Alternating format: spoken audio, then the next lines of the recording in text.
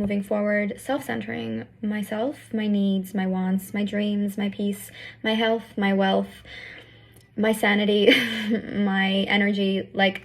absolutely everything, because I am just so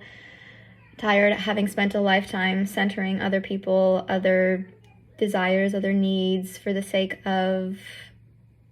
keeping the peace and establishing some semblance of worth within other people, and have come into the state of finally decentering so much of that over the past couple of years. And it's been challenging at times when, you know, the conditioning really sets in and makes me feel like I'm an obnoxious, self-centered, egotistical, conceited bitch,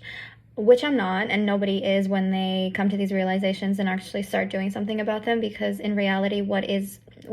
it that makes you think it's normal to center other people's opinions and feelings over your own? Why do we logically think it makes any sense to value other people's feelings over our own? I always grew up with this like inherent need to control other people's emotions around me in order to feel safe, sort of be able to predict like how they're going to feel, and if I could have any control over them feeling, you know, calm and quiet, then it would make my nervous system feel safe.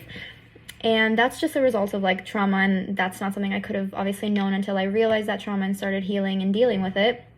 But also growing up as a woman in a patriarchal society that makes us retrieve our sense of self-worth from being desired by other people, specifically men, and from self-sacrificing and self-sabotaging for other people. We do have it like inherent within us, because we have been trained from a really young age to not value our own feelings or needs above other people's if it means other people are going to be sad and unhappy as a result of us choosing our feelings. Like, our happiness is never something that we've been taught to prioritize, and so it's just come as a result of like that kind of a training and conditioning from very young ages. I'm just not doing that. I'm not falling for that shit anymore. And despite like the mental restraints I have sometimes that make me go back into that mindset of like, you're a bad person, you're so obnoxious, you're so selfish, you don't care about other people, like who do you think you are? I know that's not true. In the depths of it, I've spent years really understanding that that is the furthest thing from the truth, because when I do ultimately end up choosing myself and my own feelings and coming from like a really well-intentioned,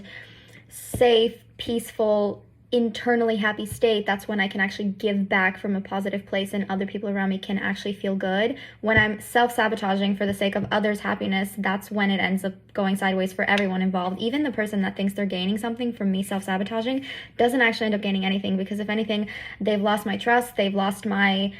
connection. I really, like, the minute I start feeling like I'm being fucked around with by people, I like internally, like the compass, the gut, the heart, whatever, with